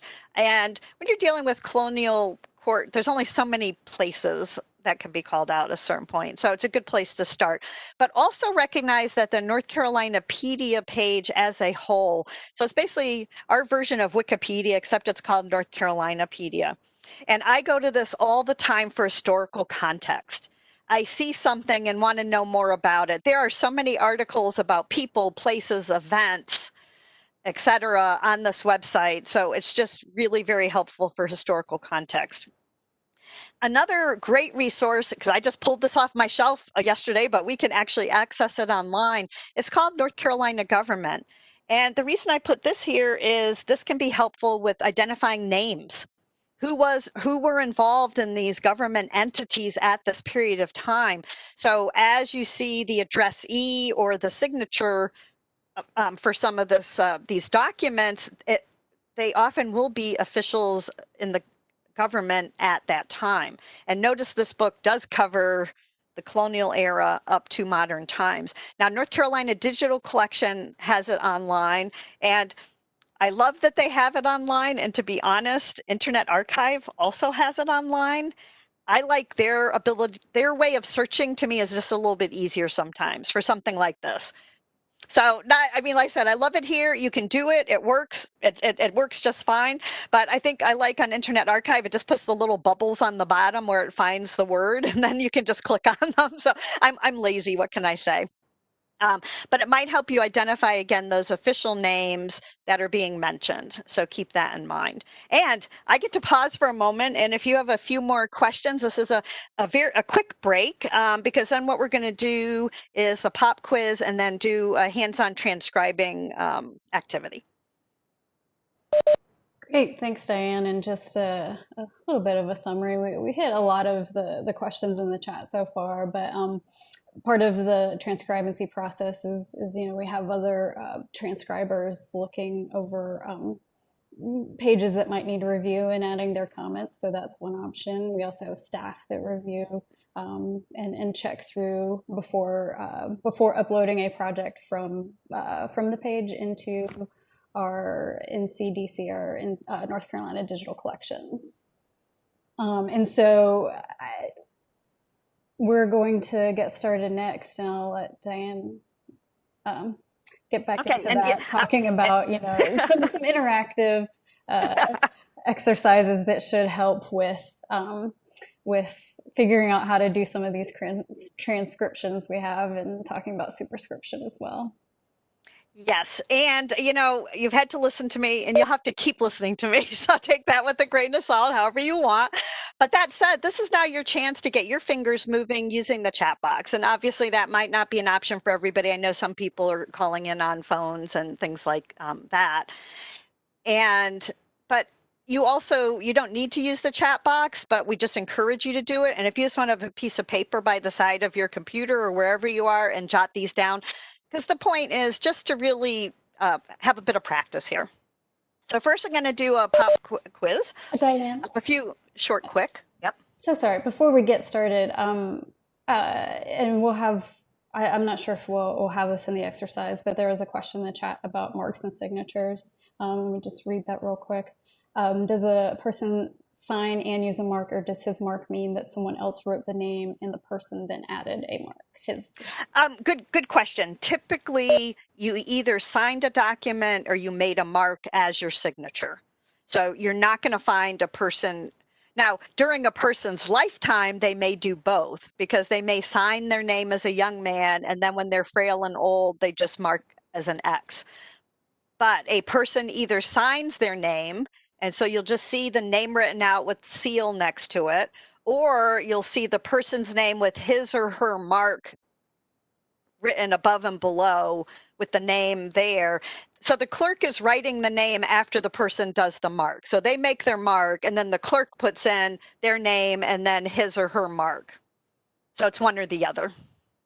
So, no, great question. Thank you. These examples are all from the Colonial Court of Chancery 1689 to 1775 collection. And so what I'm going to do is put up just a few. These are real quick things. They're single words or small bits. Please use the chat feature to answer. So again, just you can type this all in. So basically, these are all, how would you transcribe this? So that's what our pop quiz is. So how would you transcribe what I have marked in green and put in a box here? We'll give you a moment. And we never did get that timer, you know, so we could do our, Exactly. Was it Jeopardy we were thinking? We discussed having the Jeopardy music play during the quizzes and exercises. But we didn't get so far we have answer and in favor coming in, brackets question mark. Yep. So again, this is your opportunity, you know, to just exactly several interact. In favors, several answers. Great. And answer. So and I can see where in favor comes. So see, that's what's fun about this too, in a way, is we realize that our eyes are seeing different things, and we might need additional context. Of course, it doesn't help that it's a capital A, which we would, but it's an example of a long-tailed S. But notice it's not in as an SS. So I put this example here because I wanted you to see that though typically it's part of an SS combination, it can sometimes end up by itself. So if you do see this and you feel confident that the word has an S, recognize that a long-tailed S can show up individually. All right, here's your second one. How would you transcribe this? And again, you know, I didn't want to overcorrect some of these images to make them that much more readable. That is an option too, and that's something to keep in mind, that you can download an image and put it into your photo processing software. I've got like 4 on my computer. Just play with the contrast. That's my first thing, is move it to black and white and play with or play with the contrast. Those are both 2 methods that can really make something pop on a page. And while you're all working on this, I'll just say there's, you know, in the chat for the first question, showing why having collaboration is helpful, or context. Okay, so I have the superscript bill, this superscript parentheses bill bindeth, this superscript bill bindeth, and another this superscript bill bindeth. And I saw a comment that came up, which is, this is difficult to do without context. You're absolutely correct. That's why this is our pop quiz. We're going to do something where we have a bit more context to it. Because yes, that's a very important point, is to remember you often have to look at other elements of a document to really see what something says. Exactly. So let me put up, I think many of you came up with this, which is this, and then it's a superscript bill, and I put brackets here instead of parentheses, bindeth. Now, an issue, or not an issue, but how do you spell bindeth?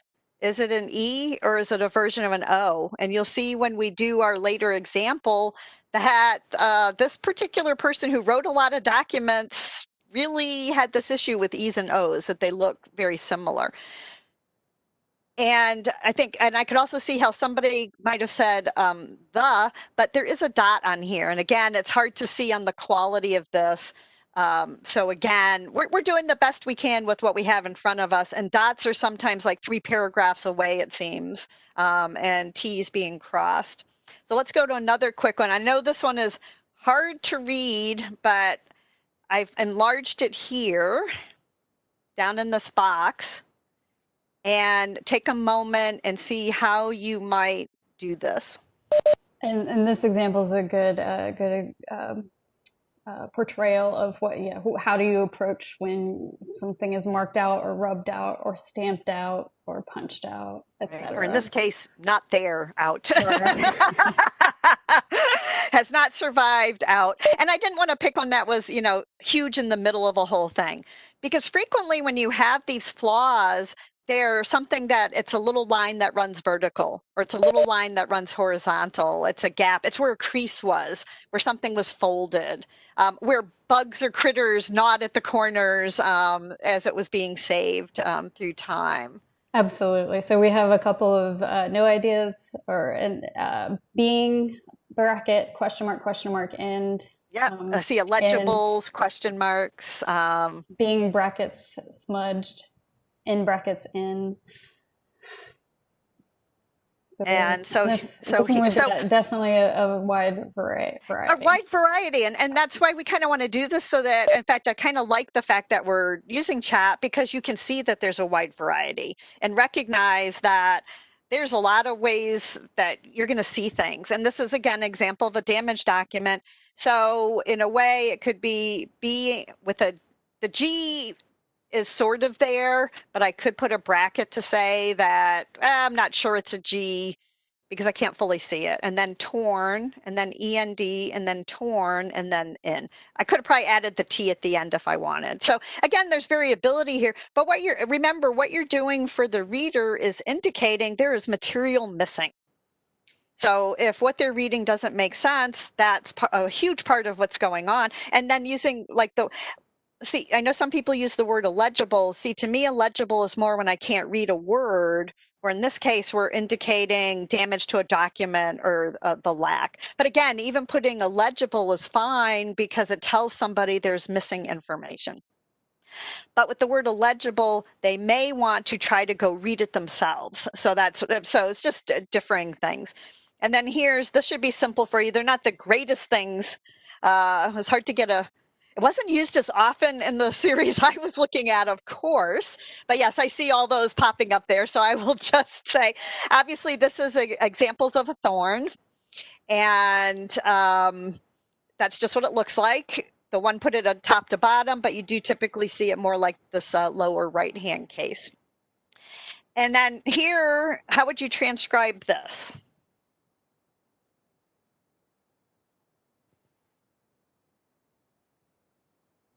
We so appreciate you all using the chat feature to participate, because it's really helpful to all of us, bringing the different eyes that we have.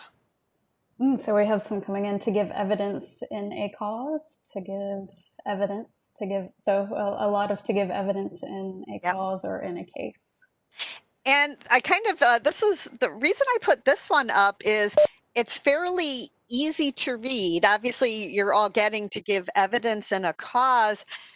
The point being that if you want, you would make it a lowercase e and a lowercase c. And I did see a few of those come through. Because again, this is a case where it's capitalization. We would not use, it's not modern. We would not capitalize these words in the middle of a sentence. So this is an example of modernizing capitalization. So we might put an E and a C, lowercase. Okay. So that was to warm your little fingers up, and I think quite a few of you got some. Yes, your little fingers. Yes. See, I was slouching before. I had to get myself back upright. I'll be Kilroy. You won't see my fingers, and you'll just see my nose type thing. So what we're going to do is go through one more example, and this is a little more with some context. So that was our spot quiz, and what we're going to do is we're going to transcribe this. We're going to do the upper section line by line, and then we're going to do kind of fill in the blanks, literally, for the bottom section, but I will step you through that. And what I want you to do is, actually, let me go back. First, what I want you to do is actually just look at this for a second. Don't type anything. You don't do anything. Just take a moment and look at it. Because again, we've talked about context, and even this is not a large section of this document, but wanted to try to share enough that you would have some repeated letters, repeated words, etc. And as we're looking at it, something just to remember is in our pop quiz, and even today, this is a first run through and in first interpretation. And so definitely revisiting when you have questions and remembering to keep as close to as is transcribing as possible. And when you are adding commentary, to put that in brackets. Yes. Definitely. So now let's take a look. So we're going to just focus on the top portion, and we're actually just focusing right now on the very first line. So each thing I want you to focus on, I'm putting in the box below. Again, use the chat feature. I couldn't write that on the bottom here. I didn't have enough space. So, but your practice, that's why we did the practice. So write out what you believe this line says.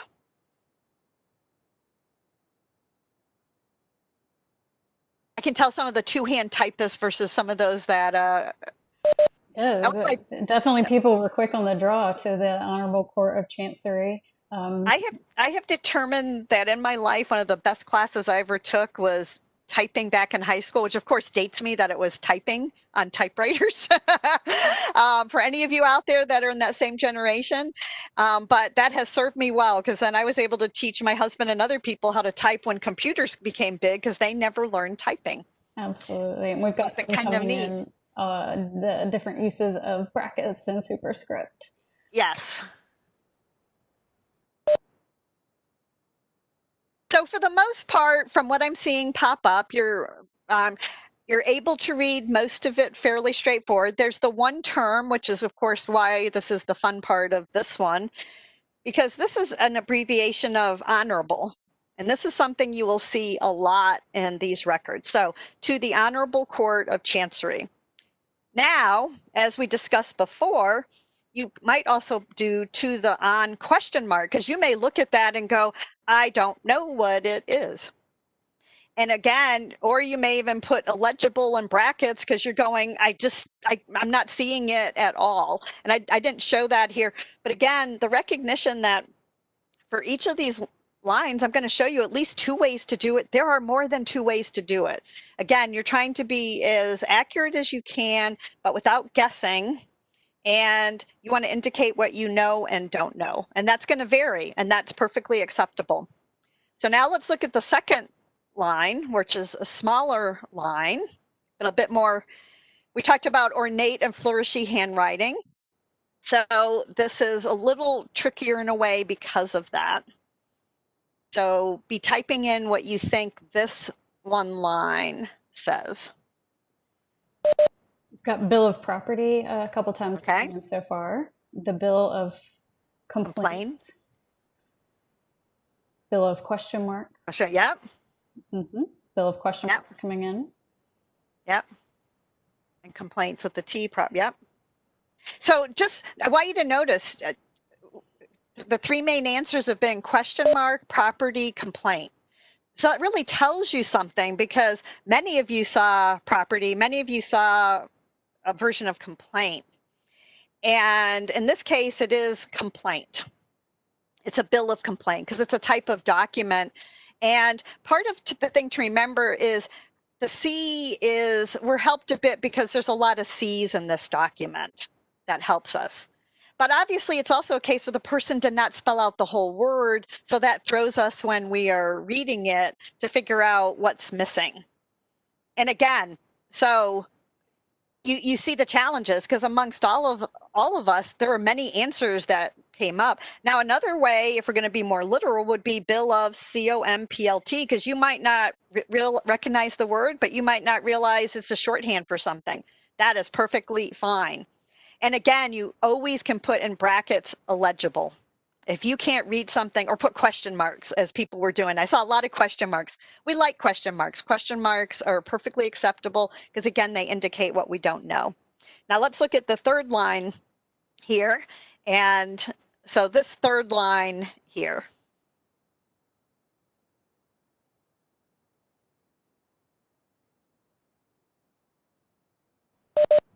And just as a reminder to everybody, I'm going to say this a little bit earlier while y'all are working, but style guides, all the resources will be shared at the end, as well as a URL for the project if we're ready to get started. And it looks like we have some coming in. Yep. No, I've been seeing versions of what I would expect. Yeah, the humble petition of Captain John Hacklefield in a variety of ways with some brackets. Now, somebody did bring up an interesting thing, which I didn't mention in here, which is they inserted crossed out. I'm not so sure in this case that was crossed out as overwritten, etc. So we have these levels, but you use brackets to indicate that, and that's a smart choice to make. Because I look at it and go, you know, when you go to write something and then you write it and you realize, oh gosh, I missed the letter, and you know, it becomes looking like a jumble. So it is the humble petition of Captain John Harklefield. And this introduces you to this guy's E's that are just stellar looking and his O's there. But I can also see a lot of people doing a version of the illegible, because if you don't kind of know that this is the wording often used in a document, I'm sorry, somebody said their typing sucks. I can identify with that. And it's absolutely confounded today, but quickly trying to get it into the chat box. I was going to say, there are some good typists out there, but trust me, a requirement to be able to type quickly and all that is not important. For as Anna said, there's no time limit to what you're working on things. So you could do the illegible. And then again, you might not know that this is the word captain, etc. You might do CAP question mark and then a TN type thing.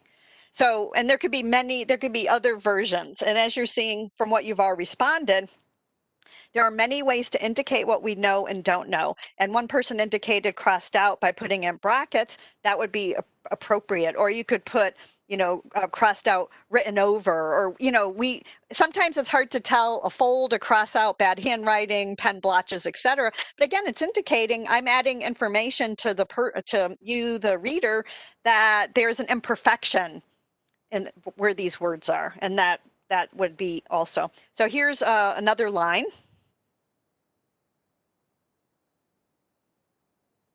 So if you take a moment and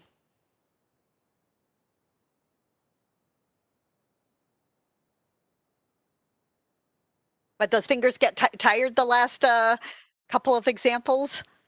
Or I'm not seeing the comments.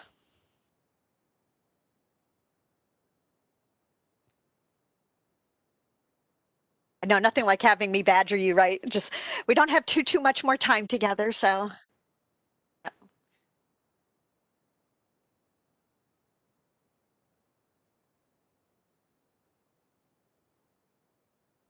All right, we've got some coming in. Humbly showeth to thee how, humbly showeth to your honors. Now, one thing I want to point out, because I've seen a few people use the up caret to indicate the letters above. That's not a convention that we are using. The convention we are using is to spell the word out if you know it, or to just put the letters that you know with a question mark in between, understanding that there's a missing letter. Because in this case, we're not seeing a colon or something, and we're not seeing the word placed up above. So we tried to leave using the up caret to an inserted word. And otherwise, I think most of you got a version of humbly showeth to your honors. Now, a thing I want to point out is that I've spelled showeth O-E. Remember this guy's E's and O's? Well, it could also be sheweth, E-W-E. So there's some flex in that, but at a certain point, we just have to go, is the word understandable, or do we understand what it's going to be? And my second version I put here is to put a question mark, because maybe I don't understand that that's your, and then honors, and to use question marks to fill in those gaps. And again, a judgment call on showeth, how it's spelled, because his E's and O's are literally identical, and we don't have, context doesn't help us in this case. This is just really how this person writes those two letters. And now we're going to do the lower section. And if we run a little bit later, we okay? Or do we get like bumped off in 10 minutes? We should be okay to go just a couple minutes over. I just want to be you've got some clothes, right? Yeah. Okay, so we're going to do the lower section, but this time we're doing it differently. We're just going to do certain words, I call it blank by blank. And so what we're going to do is just take a moment and look. Again, I just want you to take a moment. This is just looking at this lower section. And again, we're not doing the whole thing. So what I'm going to have you do is I've identified 9 blanks. It's actually 11, but there's duplicates. And what we're going to do is go in sequence. So I'm going to have you tell me blank 1, and then we're going to talk about blank 2. So we're going to go word by word for certain missing words. So here is the first version. Tell me what you think blank 1 is. What should go in blank 1? We have whereas coming in from multiple folks, and then also a whoever.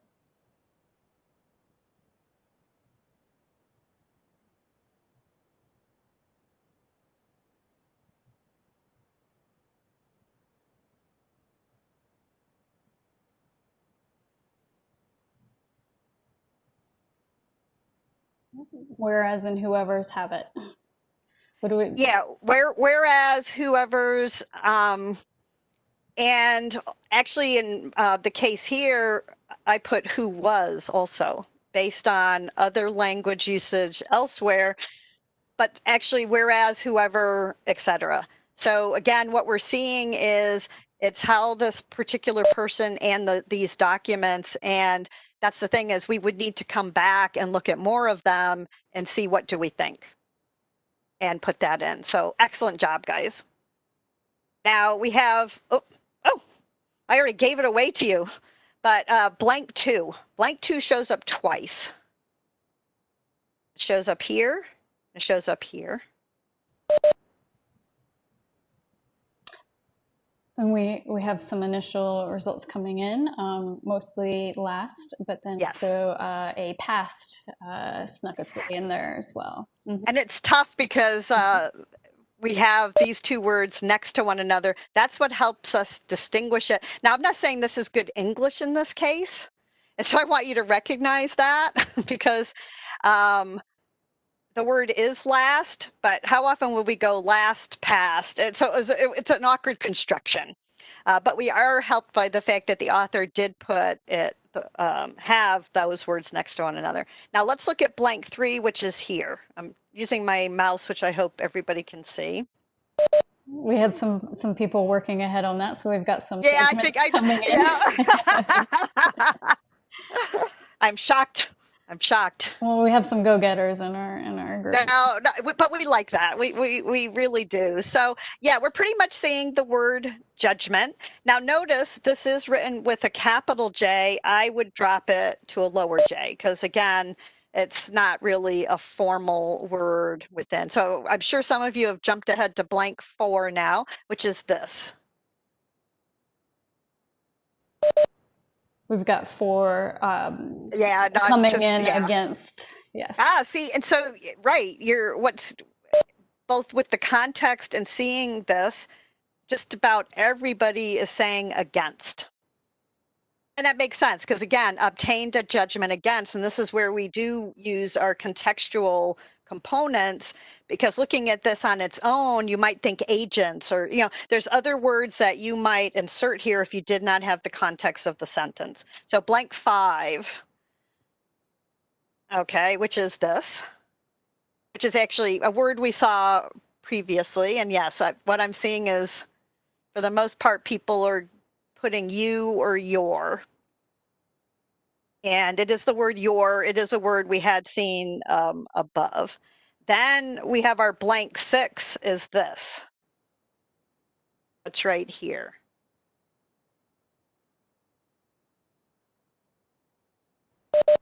And unsurprisingly, that one's going to trip you up probably a little bit more. Just have some couple question marks, an operator, question mark, order. Even a brackets interpretation. And yes, because you've got orator, or somebody might just put illegible or question mark, because obviously this word was written sort of over, somebody realized they had missed whatever was going on and rewrote it, but that got scrunched also. And I see people saying crossed out, etc. So anything to indicate the visually what you're seeing is just fine. So now look at blank 7, which is here. So blank 7 is here. And it's a really... All right, we've got a variety coming in here. We've got a if we did not come up with like almost everybody saying something quasi different, it would be surprising. That because is true. This is, well, it's actually it's spelled weird, looks weird, is weird. So this is our conclusion. But a few people are getting it, which is it's written as A. I have no idea what this letter is, OT. But the word is amount. It is used in several other places in this document, and I saw that some of you got it. But it's just really, and we couldn't fathom it. Being written once this way was one thing, but he consistently wrote it this way. So here, there's a couple of options. It's like the A question mark OT. I don't know what it is, but based on context and seeing it elsewhere, the word is amount. And some of you got it. So props to you. I'm having you transcribe content for me in the future. Oh, I jumped ahead. Look at blank 8, which is the word here. See, I helped you somewhat with that one. That's okay. I could afford to give you a freebie. You've been very good. And this is actually our last one in here. And most of you seem to be getting it. And see, again, look at it. You know, just on the surface of seeing this on its own, I think people would be challenged. But once you start looking at the text leading up to it, it starts narrowing what we can be looking at. And I think just about everybody said which or a version of which. And so this gives us our complete version of what I came up with. And as other people pointed out, this one could be wherever, it could be whoever, it could be, there are some options for some of these words. Again, I came up with an amount based on other context. What we have done is we've now transcribed something in a reasonable enough manner, trying to be as accurate as possible so that those reading this will now be able to understand this document, go access the original, search on it, etc. And I just want to do two quick things. I know Anna has some words. This is one of the challenging words that we came across, and so I wanted to just decipher for a moment how it was figured out. What is this word? So one is the first letter is a B, and it's based on later in the document we find be paid. There are a few other words, but this is the most obvious one that said, okay, that's a B. I also could say E, because again, remember that's how he does his E's. But I also have my E's, my second and seventh letter, because the word never shows me that I clearly know that those are E's. And they're closed up, where here, you know, like I said, his letters are whatever. Now, another a tough one was this one, the third letter, because I'm just looking. Trust me, I brought my daughter, I brought all kinds of people to say, what is this letter? And then what happened is, remember I talked about context. You have to look for the same letter in the middle of a word. Yes, and I've seen some people who have gotten it. So what we found is then the word justice and chancery both show us that there are C's that are written literally more as a vertical squiggle. So this word is because. And that's what you sometimes have to do when you find a tricky word, is look at several other words to try to bring the components of it. And obviously some of you have been successful with that. But that's the first time I've seen a C that looks to me like, you know, a little lantern or something. And then just one last bit is this word here. And again, it's doing the same thing. So the second letter we know is an E. It's basically always written as that kind of backward E out of never, be paid, because, etc. Now he's got a really ornate tail on this end. And trust me, it kept going. You can see I cut it off. It just went off into the stratosphere over there. But we also have this other issue that it appears he left off a couple of letters, because what we wonder is, did he do the swoop and then go, crap, I'm not at the end of the word. I have to add it back in. He didn't do a superscript, which you wouldn't normally do that anyway, because the word is general, because this is the word general court. And so I am keeping it capitalized because it's general court, but these are, again, idiosyncrasies of that person writing at that time. He adds the ornate N, I add in the ER, and just even how he spelled it. So these are just two examples of using and recognizing elements of a word to try to help you decipher some of the ones you can't do. And with that, I have hit the end of mine, and I'm going to stop sharing. And then Anna can. Wonderful. Oh, look, all our faces come back. Don't I've worry, been tired of looking. I got kind of tired. Well, I like looking at Anna. Anna's a very good person for me to see because she's very expressive when she sits there. So, That's true. I do. I like to give that feedback. I know I'm being seen on the page. And it was appreciated because it's like that one person in the audience, and in this case, you're the only person I could see in the audience. So at least she wasn't snoozing or rolling her eyes. So. Well, I would just like to say, to close out our session, just a huge thank you to Diane, Richard, for that wonderful presentation, and thank you all so much for your great engagement in the chat.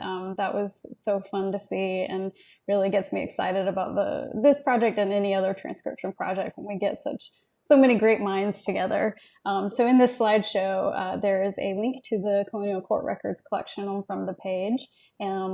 After this session, I will be sending out resources for everyone that will include my PowerPoint, Diane's PowerPoint, a collection of resources we thought would be helpful, the link to the recording, which will live on the State Archives YouTube channel, so you can come back at any time. And of course, you can always reach out for questions. You can find different contact info from the page and then the State Archives of North Carolina website. Yeah, so thanks everyone. This was wonderful. I look forward to working with y'all in the future, and we'll be in touch soon. Oh, I did forget to mention, I will have a certificate of completion for everybody who's gone through the training as well. So thanks again. Have a great day. Thanks, everybody.